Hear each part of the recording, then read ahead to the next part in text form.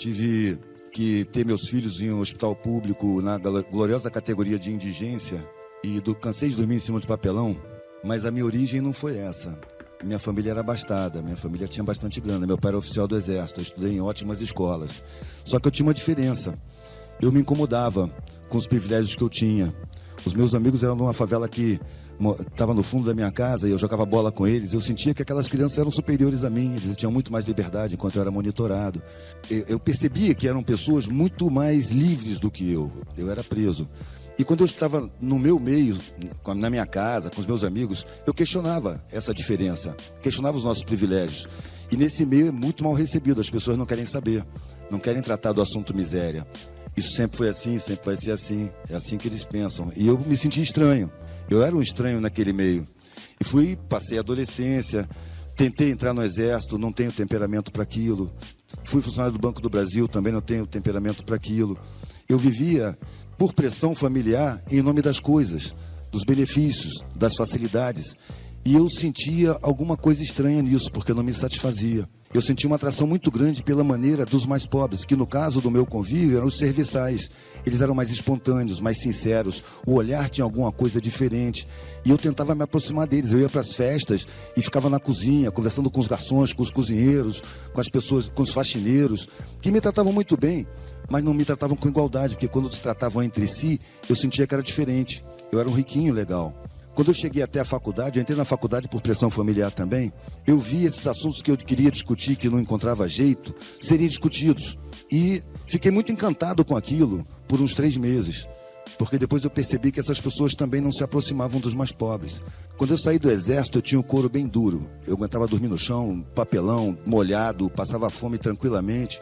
Então, eu saturado do meu meio social, todo feriado, todo espaço que eu tinha, eu viajava de carona. Ia para uma aldeia de pescadores, uma vila no alto da montanha, onde estavam as pessoas mais pobres, porque eu sentia muita atração. E ficava observando que aquelas pessoas tinham muito mais espontaneidade, tinham uma união muito maior do que no meu meio, na minha classe.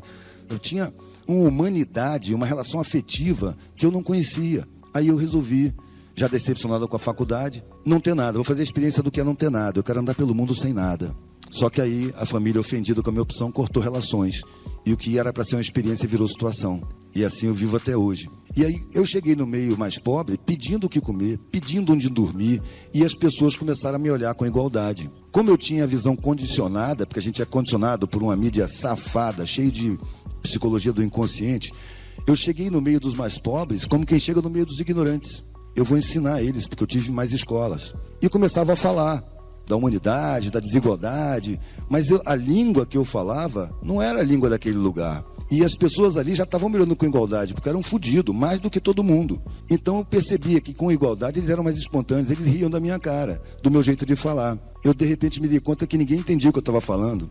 Aí eu me senti um idiota, 2 vezes. Primeiro porque eu achei que eu estava indo para o meio da ignorância, e eu percebi que ignorante ali era eu. E segundo porque eu percebi que eu tenho 2 orelhas, 2 olhos e só uma boca. Eu tenho que ouvir mais, observar mais e falar menos. E eu comecei a fazer isso, prestar atenção. E percebi que no meio da periferia, que a gente julga que é tão ignorante, existem códigos de comunicação inacessíveis para quem fala a língua acadêmica. São códigos intuitivos, são códigos de sentimento, são gestuais, é mímica, é uma coisa muito mais profunda. E eu percebi também, aliás, no meu próprio coro, que a capacidade de resistência nas periferias é muito maior do que nas outras classes. Isso foi uma coisa que me chocou muito, né? Porque eu achava que, independente de tudo, todas as pessoas em algum ponto estão abertas para isso, né? Mas não. Eu vejo que, na verdade, quanto mais matéria... Eu fico vendo até as mansões aqui no Mangabeiras, aqui em Belo Horizonte, tem aquele bairro... Eu fico vendo aquelas mansões gigantes e eu falo, cara, são caixões, né? São caixões que matam as pessoas, né?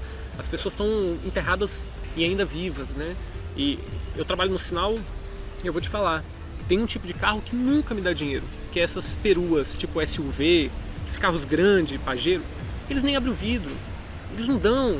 Então são as pessoas que mais poderiam estar colaborando, mas não abrem. Não abrem por quê? Porque eles nem estão dialogando com a realidade fora do vidro dela. Elas estão ali no carro, elas totalmente presas e... Tá, tudo bem, elas tomam champanhe não sei o que, o caviar não sei o que e tal, mas não são felizes. Ah, eu tenho tudo, eu posso viajar para a Europa se eu quiser e tal, mas, né, a pessoa tá presa. E o outro ali tá pobre, tá, não tem nada, mas tá feliz, tá rindo, né? Olha para um artesão hippie, lógico, tem pessoas e pessoas, mas em geral os alternativos eles estão sempre com sorrisos, estão leves, né? Porque é isso, não estão vivendo nesse paradigma, né?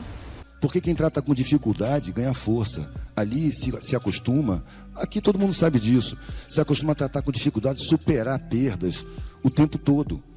Dificuldade gera resistência, facilidade gera fragilidade.